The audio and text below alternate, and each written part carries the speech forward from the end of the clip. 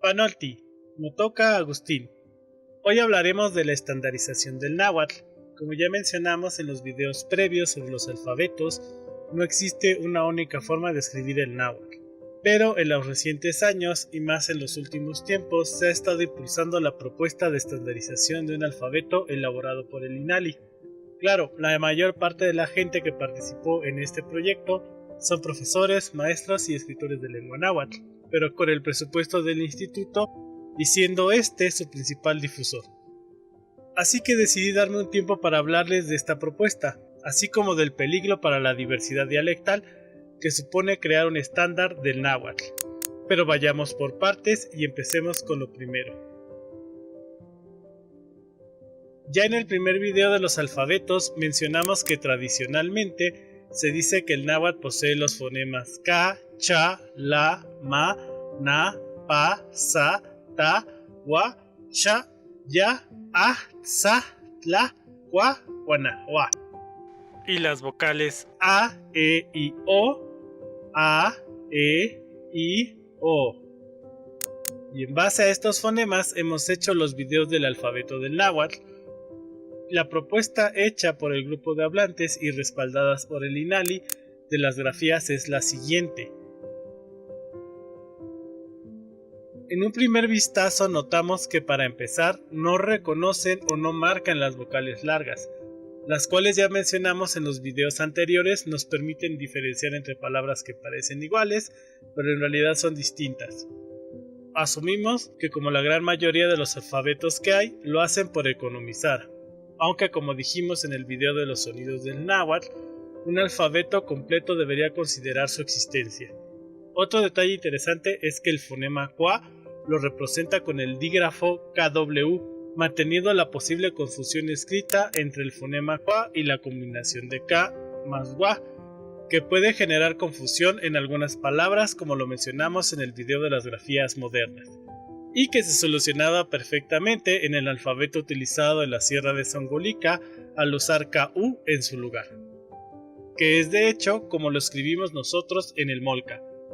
Y hasta aquí, salvo estos detalles que son entendibles, parece que todo está bien. Es una propuesta de alfabeto muy similar a cualquiera de las grafías modernas que ya antes hemos analizado, y por lo cual no había considerado pertinente hacer un video donde hablara de esta propuesta, pues los detalles que hemos mencionado ya son bien tratados en los videos anteriores. El problema es que tanto el INALI como los principales promotores de este alfabeto han ido más allá de decir, miren, este es el alfabeto que creemos que es el mejor, aunque en realidad es tan bueno como los otros alfabetos modernos que hemos analizado. No tiene ningún punto en que sobresalga de estos. Bueno, pues han dicho y dicen que este no solo es una propuesta de alfabeto, sino que hay que estandarizar toda escritura del náhuatl usando este sin importar el habla local de cada comunidad, lo cual en sí mismo es un acto de intentar invisibilizar la riqueza dialectal del náhuatl. Y por otro lado, no es factible, debido a que existen variantes del náhuatl para las cuales este alfabeto no es compatible. En pocas palabras, esta propuesta de escritura estandarizada es un despropósito. Pero para que no quede en una declaración más, vayamos desglosando el asunto. Actualmente, reconocidas por el INALI, existen 30 variantes lingüísticas del náhuatl, aunque sabemos que existen más. Por ejemplo, el náhuatl de la costa checa de Guerrero, que es uno de estos náhuatls para quienes es incompatible el alfabeto propuesto, ya que ellos poseen los fonemas fa y ba. El náhuatl de los Tuxtlas en Veracruz y el náhuatl Moixhuale de Tetelcingo, Morelos, son otros ejemplos de variantes no reconocidas por el catálogo de lenguas nacionales del INALI. Y seguramente si hacemos varios zooms, encontraremos más casos similares.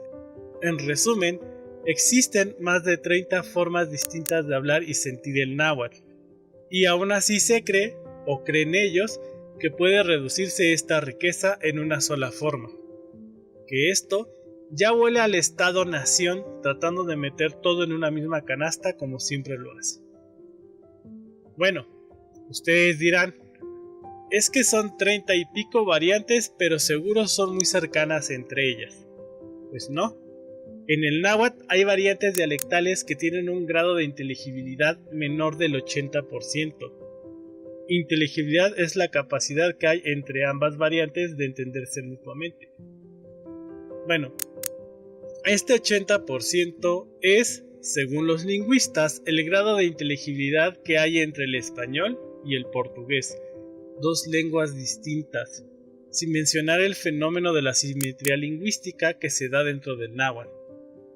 Es decir, que para mí, hablante de una variante específica del náhuatl, sean entendibles dos variantes distintas, esto no quiere decir que haya la misma inteligibilidad entre esas dos. Aquellos que han tomado cursos de náhuatl conmigo conocen esta historia de mi primer encuentro con las variantes huastecas del náhuatl, en donde no entendí ni la mitad de lo que estaba pasando.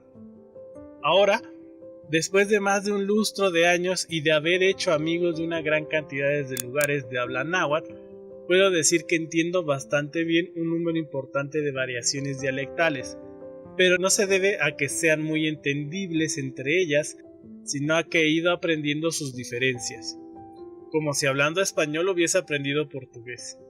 Es decir, he aprendido esos otros náhuatl, pero por ejemplo, mi tía Ángela o mi tío Marcial o alguno de mis tíos del pueblo que hablan la misma variante no podrán entender el náhuatl de Chicontepec, Veracruz, porque no lo conocen y no lo han aprendido. Pero sí existen conjuntos de variantes que podrían compartir elementos de escritura común. El problema es en cómo agrupar estas variantes. Para algunos ya les será familiar este mapa que agrupa las variantes según el inicio de sus palabras E. Es decir, hay variantes donde las palabras pueden empezar en E, otras donde es necesario anteponerles una ya y empiezan en y otras donde la E es sustituida por I. En el mapa se usa la palabra frijol para hacer la clasificación. Suelo decir que hay más posibilidades de que las variantes que se encuentran en el grupo amarillo se entiendan entre ellas que con las del grupo rojo o el azul, y así para cada caso, aclarando siempre que hay excepciones. Otra clasificación existente es la que hace Encare Dakin, que agrupa al náhuatl en náhuatl central, oriental y de la periferia occidental. O también podemos agrupar las variantes según el fonema tla. ¿Se acuerdan que ya en el video de los fonemas del náhuatl mencionamos que existe una rama T del náhuatl que no posee el fonema tla? Pues también hay una rama la del náhuatl que no posee el fonema tla y usa la en su lugar, que como pueden ver se posiciona al occidente de la república. En este punto anotaré que según varios investigadores la rama T del náhuatl es más antigua que las otras dos. Hassler menciona su llegada a Mesoamérica en tiempos previos al apogeo de Teotihuacán, mientras las otras dos ramas parecen llegar en los primeros momentos posteriores a la caída de Teotihuacán, por lo que ese argumento de que el náhuatl central de Tenochtitlán, ese que está registrado en los textos del náhuatl clásico del siglo XVI, es el náhuatl papá de todos los demás y que las variantes dialectales son deformaciones de este, es una mentira. En todo caso, los náhuatl que tienen el fonema tla serían las deformaciones del náhuatl T, y curiosamente es este náhuatl T el que posee los fonemas ga y ba. El náhuatl de los tuxtlas incluso posee el sonido ba. Luego, los que dicen tagat al menos tienen el argumento de que poseen una mayor antigüedad y deberían escribir tagat y no tlacat, como proponen los que defienden la estandarización. Y lo digo porque he escuchado a promotores de esta estandarización, que son hablantes de una variante T del náhuatl, decir que ellos creen que sus variantes deformaron el tla y el ka para que fueran más suaves, y por eso aceptan que hay una estandarización que niega los fonemas que usan, cuando la realidad es al revés. Su variante ha sido así desde hace mucho, incluso desde mucho antes de que apareciera el fonema tla en el náhuatl. Pero regresemos a la clasificación de Dakin y tomémosla como punto de partida. Con esta podemos decir que podríamos postular 3 estándares de escritura del náhuatl, una por cada conjunto. Pero ya dijimos que en esto hay una rama T del náhuatl, que suele tener también los fonemas ga y ba, y que por mismas razones debemos incluirles en un alfabeto. Así que resaltemos esas variantes. Oh, esperen, pero gracias a la dialéctica, es decir, a este intercambio de sonidos que siempre ha habido entre las diferentes variantes del náhuatl, nos encontramos con que hay náhuatl de la rama tla, que también posee los fonemas ga y ba. Así que también hay que marcarlos, porque eso nos permitirá reforzar nuestro argumento de que deba reconocerse la existencia de dichos fonemas con sus grafías, pues pocas no son. Hablemos ahora de la U, esa vocal que parece causarle tirria a muchos puristas y a quienes proponen el alfabeto. De hecho, la razón por la que no aceptan la idea de escribir el fonema QA con KU, ojo que es una propuesta de un sonido consonántico, no de una vocal, es porque el náhuatl no posee la vocal U, y por eso es que el fonema se deba, según ellos, escribir KW, a pesar de que genere conflictos, como ya hemos dicho. Pues fíjense que hay un número importante de náhuatl que sí tienen U. Es más, mi náhuatl tlaxcalteca de la región de la Malinche tiene U. Claro, los promotores, respaldados por lingüistas, dicen que la U es un desgaste natural de la O larga, que es cerrada en otras variantes. Pero da el caso que ellos pues no reconocen en su propuesta de estandarización la existencia de una O larga. Y es claro que no es lo mismo O que O. Pero saltémonos estos debates técnicos. El punto es que existen variantes que poseen la vocal U, como nosotros que decimos Kupish, Tunal, Yuwal. Así que marquémoslos también. Ya que estamos marcando diferencias dialectales, marquemos las variantes la, que no ponen el fonema tla, y las variantes que hacen saltillo en vez de aspiración. Y por último, resaltemos la variante F del náhuatl, esa que se encuentra en la costa chica de Guerrero, en las comunidades cercanas a Acatlán. Bien, entonces, hablando estrictamente de fonemas propios del náhuatl, aún sin mencionar el fenómeno de los extranjerismos, un alfabeto náhuatl que contemple realmente todos sus fonemas debería ser así. Pero los promotores de la estandarización dicen, bueno, es que van a seguir hablando como hablan, solo van a escribir así. O sea, no importa si yo digo tacat, debo de escribir tlacat, y que eso no afectará el habla de la comunidad. Y de ejemplo ponen lo que pasa en las lenguas extranjeras. Te dicen cosas como, bueno, en el español los de Tabasco dicen jotas en vez de eses, y escriben con S. Pero se les olvida notar, o fingen que no lo notan, que se considera que esa gente que dice J en vez de S habla mal el español y cargan con el estigma de hablar mal el español. De estandarizarse la escritura de esta forma, eso es lo que va a pasar.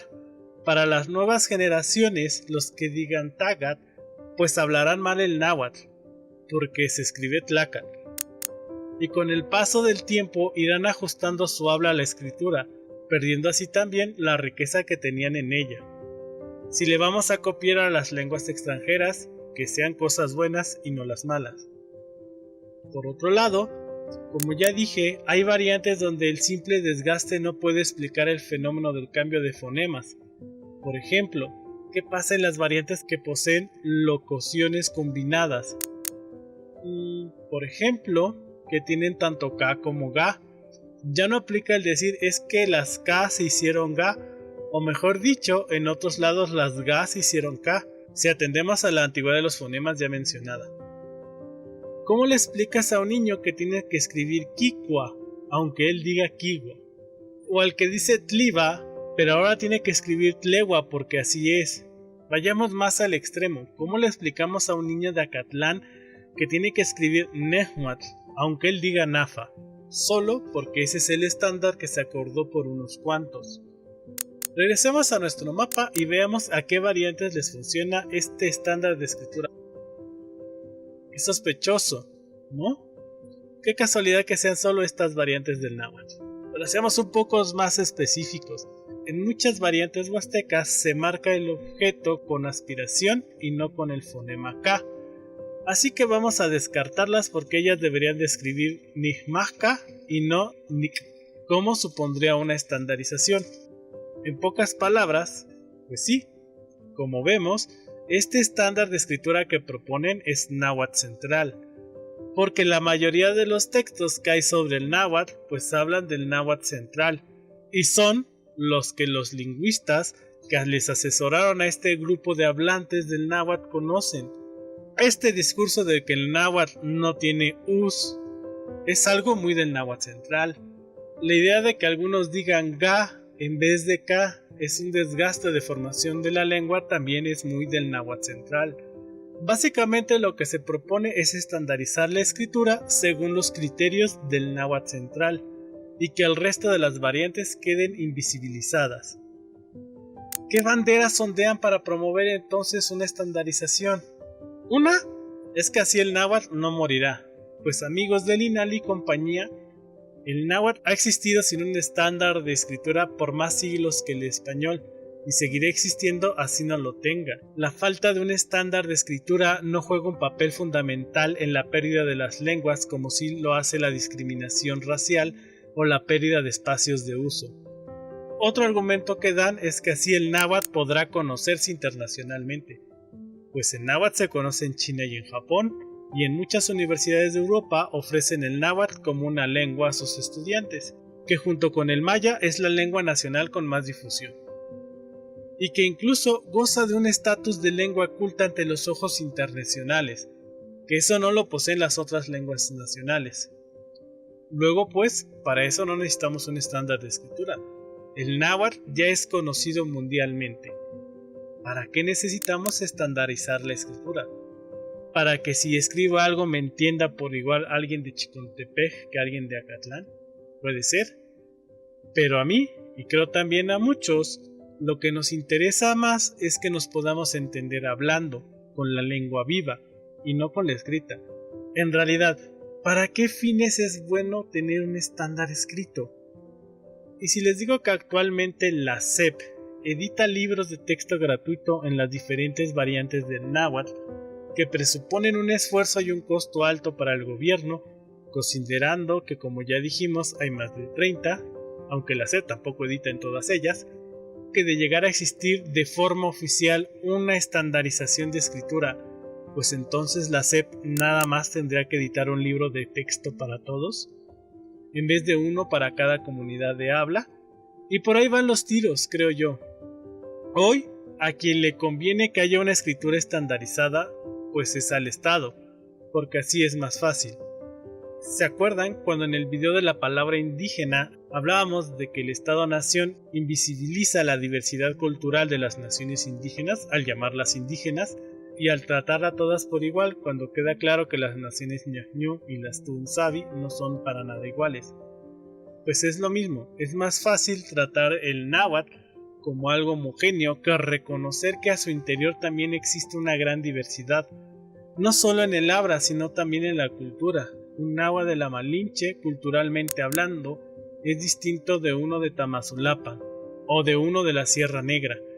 Tenemos muchas cosas en común, pero también otras que no celebramos las mismas fiestas, ni conmemoramos exactamente igual las que sí compartimos. Y eso me lleva a otro punto. Nunca ha existido una nación nahua unificada, ni antes ni después de la colonia. Entonces, este discurso de súmate, porque somos una misma nación, me suena más a campaña política que otra cosa. Más si atendemos a esta idea planteada por Yasnaya de que el nacionalismo es el hermanito del racismo, porque se comportan casi igual. Pues así este discurso resulta un poco chocante para mí. Pero ya me estoy desviando del tema. Sí, para el gobierno es mejor que haya un estándar, pero no necesariamente es lo mejor para las comunidades ni para los hablantes. al menos no en la forma en que se está planteando. Ya dije que si le vamos a copiar a los extranjeros, pues vamos a copiarles lo bueno. ¿Por qué no hacer como en Suiza, que tienen un estándar, pero solo para los trámites de gobierno? Y ya para lo demás, pues cada cantón o comunidad usa su lengua local, tanto para hablar como para escribir. Y este estándar se ve como el que necesitas para hacer trámites. Ese, desde mi parecer, sería lo más ideal. Se entiende que para el gobierno es mejor que haya un estándar para realizar trámites, porque de ese modo puede hacer capacitaciones generales a su personal y se ahorran recursos. Pero también respetamos la diversidad de cada pueblo.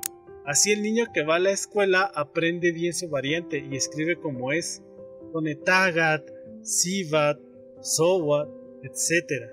en sus tareas, en sus cuentos, en todo lo que desee escribir. Pero si un adulto quiere sacar un permiso o a realizar cualquier trámite de gobierno, pues llena los formularios en el náhuatl estándar para los trámites de gobierno. Eso sería genial, pero creo que ya le estoy pidiendo manzanas al olmo.